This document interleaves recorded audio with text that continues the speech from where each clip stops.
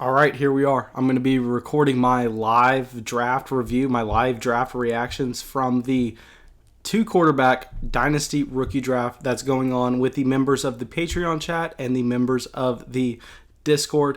Here we are. This is how I'm going to do it from now on. I'm going to go send everyone on the Patreon the link to the draft, and then right after, send it in the overall group chat. That way, everyone has a shot to do it, but first, the Patreon members get their chance. Now, first pick, we see Jonathan Taylor go off the board. I like it. Nothing to argue about. I think Jonathan Taylor would be my first pick as well. The only people I'd consider at this pick are Jonathan Taylor, Joe Burrow. Second pick, we see DeAndre Swift. Questionable. I think I would go Joe Burrow, but I can understand doing that. Then at the 103, we see Clyde Edwards-Helaire. This is where it gets...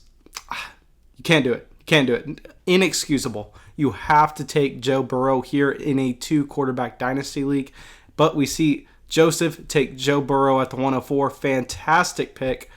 Now at the 105, we see Jerry Jeudy go off the board. And this has me thinking, do we know this is a two-quarterback draft? Do we know that Tua Tagovailoa is still there? But no, Jerry Jeudy goes off at the 105, 106, J.K. Dobbins. What are we doing here, guys? I thought I made this clear. This is a two-quarterback draft. Now we're going 107, CeeDee Lamb. I like it. I mean, he's my wide receiver one, but still, Tua's available. And I would take CeeDee Lamb over Cam Akers, which I know a lot of people at this point have Cam Akers over CeeDee Lamb. But due to the draft capital question marks, I think I'm definitely going to lean CeeDee Lamb over Cam Akers at this point. If Cam Akers goes into the NFL draft, gets day 2 or better draft capital, Cam Akers is going to jump ahead of CeeDee Lamb for me. But as of now, I have CeeDee Lamb ahead of him. Then at the 108, we have my wide receiver 3 go off the board, who a lot of people don't have him as their wide receiver 3, and that is Justin Jefferson. I absolutely love the pick. Justin Jefferson is my wide receiver 3. He's a high floor, high ceiling player. I know he rose up a lot of people's boards at the combine with his 40-yard dash, and I think he's very deserving of a pick at the 108 if Tua wasn't available. But he is. So what's going on here? Okay, at the 109, we see Cam Akers go off the board. Cam Akers is a good running back. Don't know if I necessarily believe in his profile due to the draft capital question marks. So I think it's a little too early for him here. Just one pick too early. It should have been Tua. But here at the 110, I'm going to take Tua Tagovailoa and just really run away with that pick. Unbelievable value right there, in my opinion. And I don't really think you can beat it. Now, at the 111, we see Denzel Mims go off the board. Good pick. I wouldn't say it's the best pick. I probably would rather have Jalen Rhaegar ahead of him, but I understand if you want to make that decision. Now, I'm sorry, I'm trying to pull this up real quick. Then, 112. Okay, this is bad, guys. This is bad. I'm not going to sugarcoat it. I hate to see it. Thug Life 17. What are you doing? A.J. Dillon, 112. Inexcusable, in my opinion. Just like the 103 pick, you cannot take A.J. Dillon this high. This is wide receiver range. You go wide receiver here. You take wide receiver or quarterback. You cannot be drafting a running back here who's not going to get the opportunity in year one to increase his dynasty value. Now, at the 201, he comes back around, takes a great pick, Justin Herbert. Justin Herbert's going to be a franchise quarterback for an NFL team. Getting him in the early second round of a two-quarterback or a Superflex dynasty rookie draft would be amazing value if you can do it. I don't think you're going to be able to find him in that range very often. But if you can, love it. Now, the 202, we see Jalen Rhaegar go off the board. I like the pick. See, at first I was a little off Rhaegar because people were talking about him in the same tier as Jerry Jeudy and CeeDee Lamb.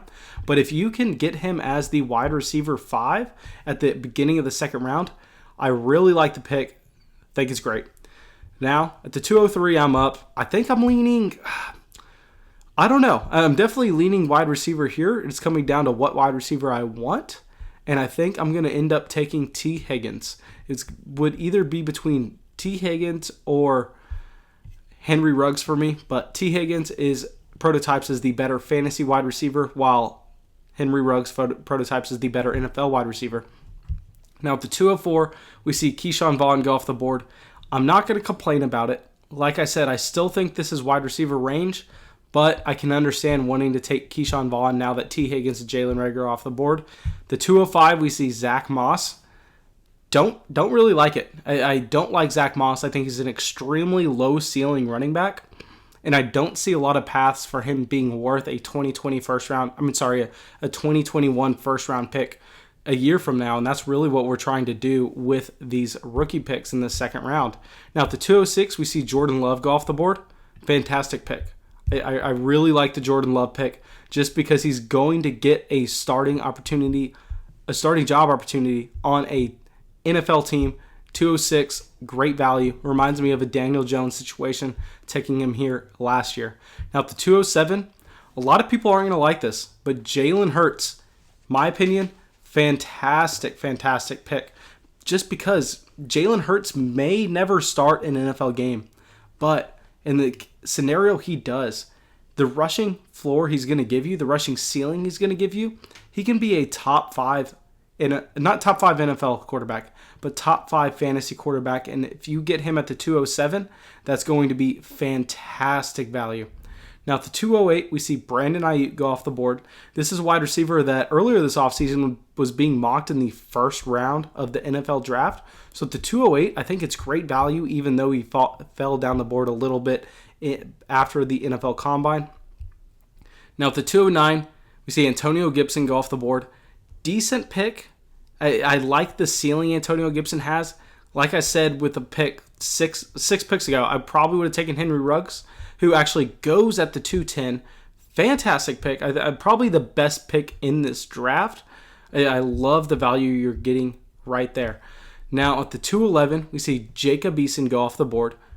Similar to the Jordan Love pick. I really like it just because I believe that Jacob Eason at some point in his career is going to have the potential to be a starting quarterback. Now we're waiting at the 212. See what picks comes in, but I caught up. Okay, 212, we see Donovan Peoples-Jones go off the board. If you don't know about Donovan Peoples-Jones, he is a 5-star wide receiver recruit coming out of high school. He was supposed to be a stud. He was supposed to break college football. He was supposed to be one of the best wide receivers we've ever seen. Yet he goes to Notre Dame, doesn't do anything. Now he goes to the Combine. He actually performs very well there, and he's sliding up people's draft boards due to it. Now, 301, we see KJ Hamler go off the board. I don't like KJ Hamler just because he's an outlier, and I don't want to chase outliers in my rookie draft, so I'm going to try to avoid him where I can. The 302, we see Chase Claypool go off the board. I like this value for Chase Claypool. I know a lot of I said that I didn't want Chase Claypool on my teams just because I thought he was going to be overdrafted in the majority of leagues, but here we are at the 302. I think that's fair value for Chase Claypool. Now at the 303, we're waiting. I'll let y'all know what comes in. Bryan Edwards. That was a wide receiver that I was kind of targeting with my 310. Obviously, he doesn't last to me. But Bryan Edwards was someone valued a lot higher before his broken foot than he is now. And I talked on the podcast with Scott about, I don't know, maybe a month ago, maybe 6 weeks ago, how I wasn't going to end up with any Bryan Edwards on my Dynasty teams just because people are hyping him up to be a first-round rookie pick. But at the 303, great value for Bryan Edwards. I would draft him there as well. Now at the 304, we see Eno Benjamin go off the board. Can't argue with it. Eno Benjamin was a running back we were extremely excited about, 6 months from now? He goes out, has an unimpressive junior season, but he still comes out early. He's still the prototype of a running back that we want. He performs well at the Combine, and he performs well at the Senior Bowl. Now, I'm sorry, not the Senior. His pro day. Now, at the 305, we see Anthony McFarland go off the board. It's okay. I don't know. I mean, this is kind of in a range where you don't know. Every pick is decent. You can't really go wrong. 306, we see Antonio Gandy Golden go off the board. Like I said with the previous pick, can't really complain. 307, we see Cole Kmet go off the board. This is where I don't really like it. I know it's weird, the tight end 1 coming off the board at 307, but this tight end class is so underwhelming that I'm not really interested at him there at 307. 308, we see Tyler Johnson go off the board. Tyler Johnson is someone that the metric community is extremely excited about. And, I mean, I can understand why. He has a great production profile, but he's just going to be a subpar athlete, and I don't think an NFL team is going to really give him a chance. 309, we see Joshua Kelly go off the board. Fantastic pick. This is an upside pick late in the third round. I really like it, and I can really get behind it. Joshua Kelly is someone whose value can really spike after their rookie year. Now I'm sitting here at the 310. I'm looking across the board, and only one guy is standing out to me, and I'm going to take him here. That is Jake Fromm. I know Jake Fromm. Holy crap, I think I just picked. Okay, no, I got him. There we go. Jake Fromm. 310, I'll take it. Just because that if he gets that starting NFL job, if he only starts for one game, I'm going to be able to trade him for a 2021 second-round rookie pick. So at the 310, taking Jake Fromm, fantastic value. Okay, now 311, someone I didn't even see on the board. I think that's why he probably fell this far, is Laviska Shenault. Fantastic value. I might have him ahead of Jake Fromm. That was an overlook by me. I'm trying to make this video and do this at the same time, but great pick at the 311, Laviska Shenault. That might be the best pick in the draft so far. The 312, LaMichael Pirine. I can't get behind Pirine. I don't know why, but I just can't. Same thing with Van Jefferson at the 401. I mean, we're in the fourth round at this point, so no picks can really be that bad, but at the same time, I want someone with more upside. 402, Darrington Evans. I actually like this pick. I think it's someone who their value can rise after year one. Now I'm sitting here at the 403, looking across the board. Thinking out loud right now, I'm looking at... I'm only looking at one guy. And that is Devin Duvernay, wide receiver, Texas. If y'all don't know, I go to Texas. I've seen Devin across campus. I used to see him every single day at the rec. Got to take him here. You got to go with the homer pick. I don't think he's going to be much. Probably not smart, but just a fan of the wide receiver. So I'm going to have to take him here at the 403. Now, we're waiting at the 404. We will see what happens.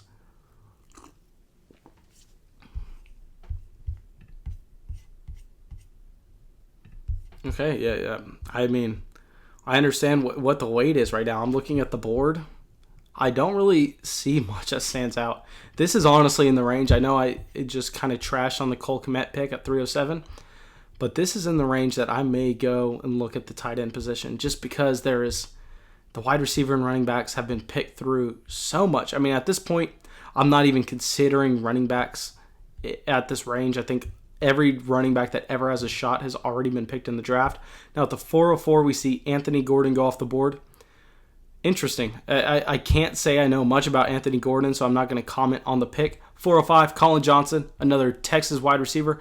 Colin Johnson is an exciting player. I mean, if you don't know about him, he was a very high school recruit coming into Texas. He was very good as a freshman, good as a sophomore, okay as a junior, bad as a senior. I mean, he literally had the same season from his freshman year to his senior year. So it was impressive whenever he was 18 doing it. But at the point you're 22 years old and just performing like you were when you're 18, can't really get behind you. Absolutely no progression, but he does have the body type. And it sounds weird, but I had a class with him. So I can't go wrong there. 406, Gabriel Davis. I don't know much about Gabriel Davis. Not going to sit here and lie. Don't know about that pick. 407, Salvin Ahmed. I don't know. No idea about that pick either. I would have gone Bryson Hopkins here, or Thaddeus Moss, or Alberto.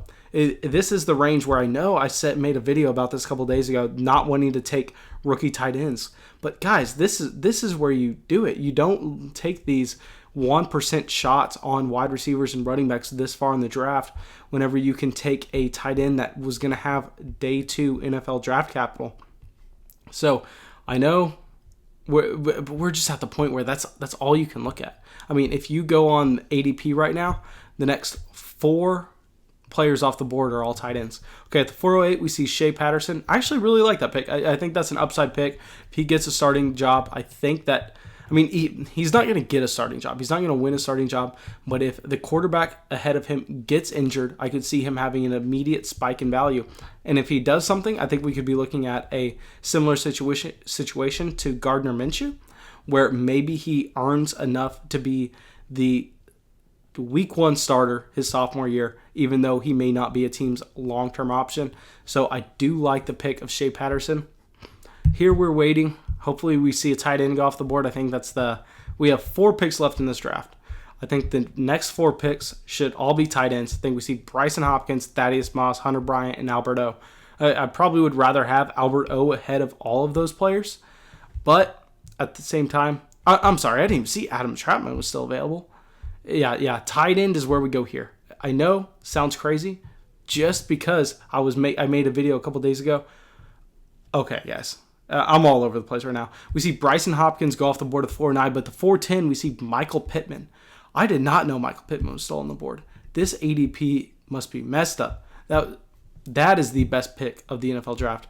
Congrats to scrolling down and finding that Michael Pittman value at the 410. If you don't know about Michael Pittman, he's a USC wide receiver, high school recruit, checks every box. He was athletic across the board, and he has production, and he's young. Love the Michael Pittman pick at 410. I could see him getting drafted in the round 3 of the NFL draft and kind of having a similar situation to a Terry McLaurin, really increasing his value year 1.